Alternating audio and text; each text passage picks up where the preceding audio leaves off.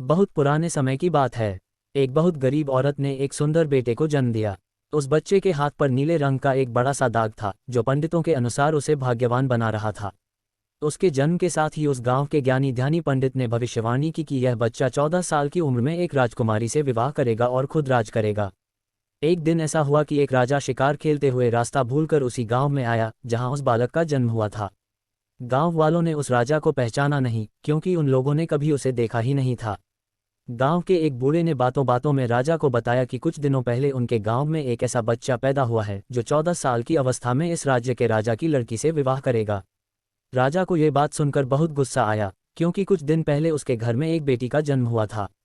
राजा वैसे भी बहुत ही घमंडी और कठोर हृदय का व्यक्ति था। राजा ने सोचा कि क्यों न मैं उस गरीब औरत को कुछ धन देकर इसका बच्चा इससे ले लूं और इसका काम तमाम कर दे, तो न ही यह भाग्यवान बच्चा रहेगा और न ही मेरी राजकुमारी से विवाह कर पाएगा। वह गांव के उस बूढ़े से बोला, बाबा तुम मुझे उस औरत के पास ले चलो। वह उस बच्चे को ठीक ढंग से नहीं पाल पाएगी। मैं उस बच्चे को अच्छे ढंग से पालकर बड़ा करूंगा। बूढ़ा उस राजा को उस भाग्यवान बच्चे की मां के पास ले गया। राजा ने उससे अपना बच्चा देने की विनती की और बोला, तुम बहुत गरीब हो, इस बच्चे को कैसे पाल सकोगी? ये बच्चा मुझे दे दो, मैं इसे बहुत अच्छी तरह पालूंगा। वह गरीब औरत उसे अपना बच्चा देने से इनकार करती रही। तब राजा ने उसे बहुत सा धन दिया और बोला, इस धन से तुम अपना पेट पालना और जब ये तुम्हारा भाग्यवान बेटा बड़ा हो जाएगा तो खुद ही तुम्हारे पास आ जाएगा। गरीब माँ ने सोचा, चूंकि यह बहुत ही भाग्यशाली बच्चा है इसीलिए यह अमीर आदमी इसे लेने मेरे घर आ पहुंचा है। शायद यही ईश्वर की इच्छा है। बहुत सोच विचार के बाद उस गरीब औरत ने अपना बच्चा राजा को दे दिया। राजा ने उस बच्चे के लिए एक लकड़ी का संदूक खरीदा और उस संदूक में डालकर बहते हुए पानी में छोड़ दिया। उसने सोचा कि दम घुटने से बच्चा इस संदूक के अंदर ही मर जाएगा। वह ये सोचकर मन ही मन बहुत खुश हो रहा था कि उसने अपनी प्यारी सी बेटी को उस अनचाहे पति से बचा लिया। मारने वाले से बचाने वाला बड़ा होता है।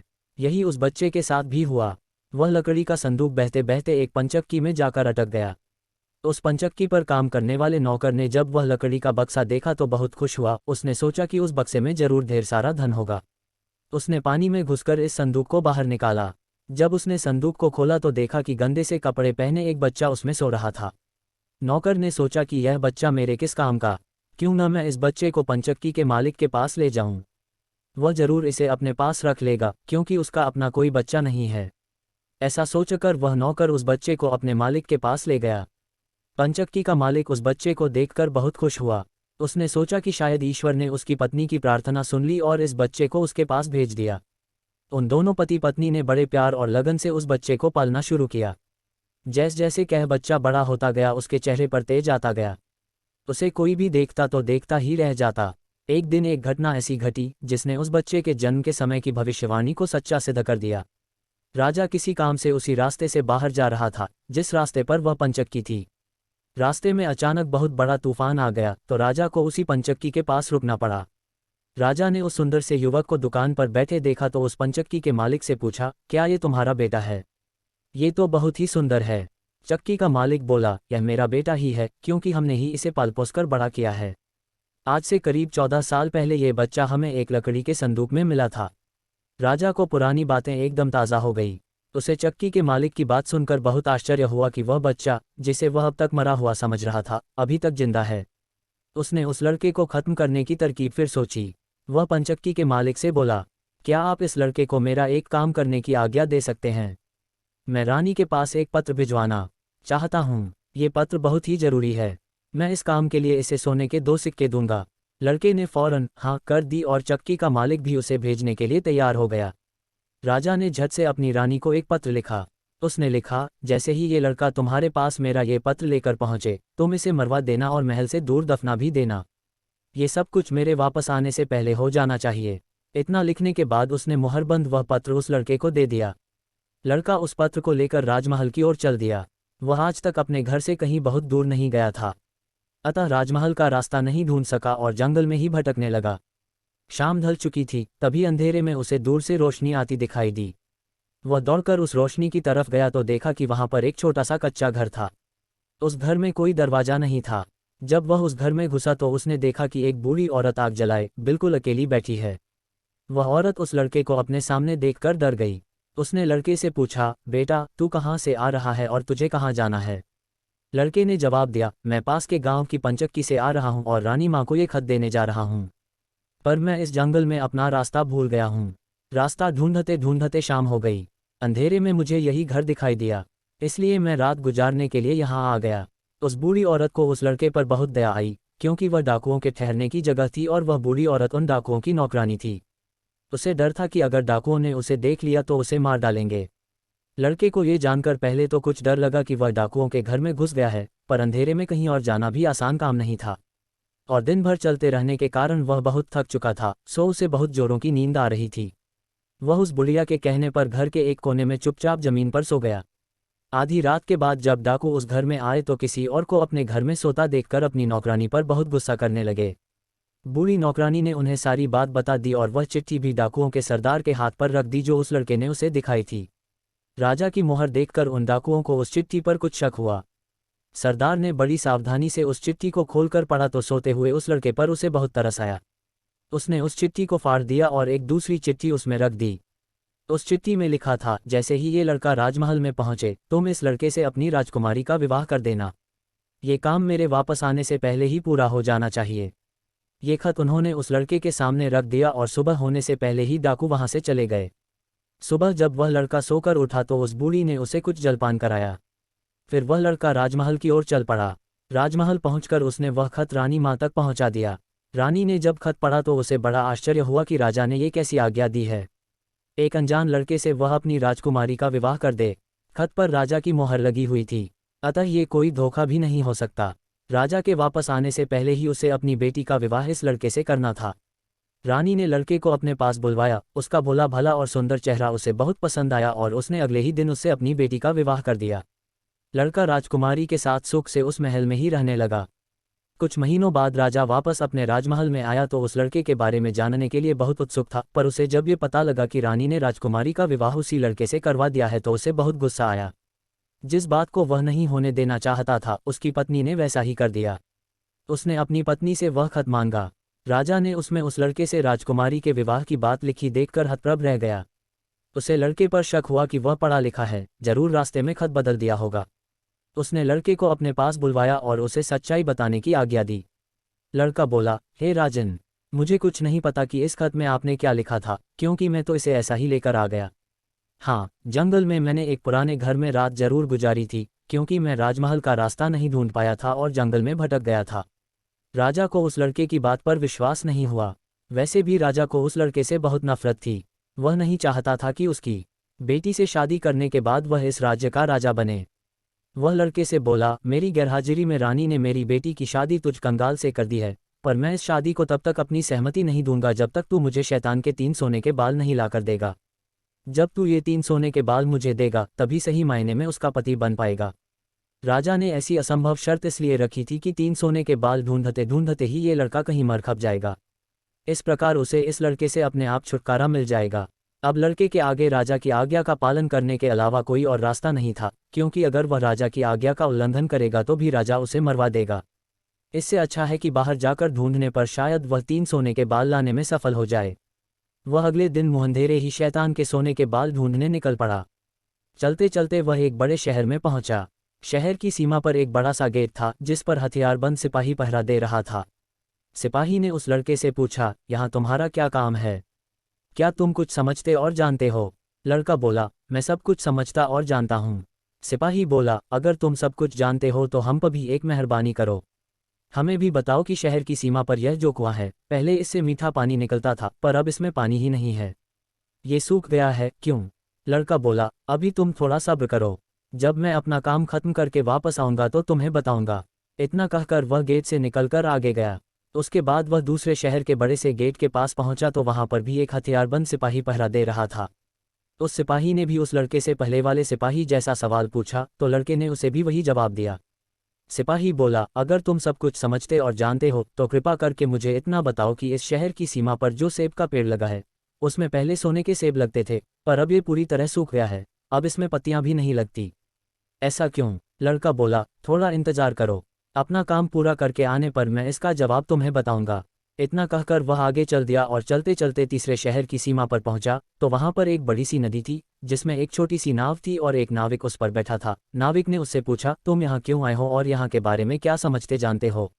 लड़का बोला, मैं सब कुछ जानता हूँ। नाविक बोला, अगर तुम सब कुछ समझते और जानते हो तो कृपा करके मुझे बताओ कि आने जाने के इस काम से मुझे छुटकारा कैसे मिलेगा। लड़का बोला, इस सवाल का जवाब मेरे वापस आने पर तुम्हें जरूर मिलेगा, पर पहले तुम मुझे नदी पार करवाओ। नाविक ने उसे अपनी नाव पर बैठाकर दूसरे किनारे पर छोड़ दिया। जैसे ही वह नदी के दूसरे किनारे पर गया, उसे वहां नीचे की ओर जाने वाला कच्चा और अंधेरा सा रास्ता दिखाई दिया। वह उसी रास्ते पर चल पड़ा। काफी नीचे पहुंचने पर उसे एक बूढ़ी औरत आंगन में बैठी हुई दिखाई पड़ी। जैसे ही उसने उस घर में प्रवेश किया तो उस बूढ़ी औरत ने उससे पूछा, अरे बच्चे, तू कौन है और यहाँ पर क्यों आया है? तुझे पता नहीं कि यहाँ पर शैतान रहता है? लड़का बोला, मैं ठीक जगह पर आ गया हूँ। अब तुम मेरी सहायता करो। मुझे शैतान के सिर के 3 सोने के बाल चाहिए, नहीं तो मुझे मेरी पत्नी वापस नहीं मिलेगी। बूढ़ी औरत बोली, बेटा, ये तो तेरी बहुत बड़ी मांग है। इसे पूरा करना इतना आसान नहीं है। जब राक्षस घर वापस आकर तुझे यहाँ देखेगा तो कच्चा ही चबा जाएगा, इसलिए मुझे ही तेरी रक्षा करनी पड़ेगी। उस बूढ़ी औरत को लड़के पर तरस आ गया। उसने चीटा बनाकर उसे अपनी स्कर्ट की चुंटों में छुपा लिया। लड़का बोला, बूढ़ी माँ, मुझे आपसे 3 सवालों के जवाब भी पूछने हैं। पहला सवाल है, एक कुआं जिसमें से पहले शरबत की तरह मीठा पानी निकलता था, आजकल क्यों सूख गया है? दूसरा सवाल है कि एक सेब का पेड़ जिस पर पहले सोने के सेब लगते थे, अब उस पर पत्ते भी नहीं लगते, वह पेड़ क्यों सूख गया है? तीसरा सवाल है कि एक नाविक को क्यों हमेशा इधर से उधर जाना पड़ता है, उसे इससे छुटकारा क्यों नहीं मिलता? बूढ़ी धाई माँ बोली, ये तीनों बड़े कठिन सवाल हैं। इन सवालों के जवाब भी हमें राक्षस से ही मिल सकते हैं। मैं तेरे लिए यह कोशिश भी जरूर करूंगी, पर अब तू चुपचाप छुप जा, नहीं तो जिंदा नहीं बच सकता। शाम को राक्षस घर पहुंचा। अंदर घुसते ही उसने शोर मचाना शुरू कर दिया, मुझे अपने घर में किसी मनुष्य की गंध आ रही है। आज जरूर कुछ गड़बड़ है। यहाँ कौन आदमी आया था?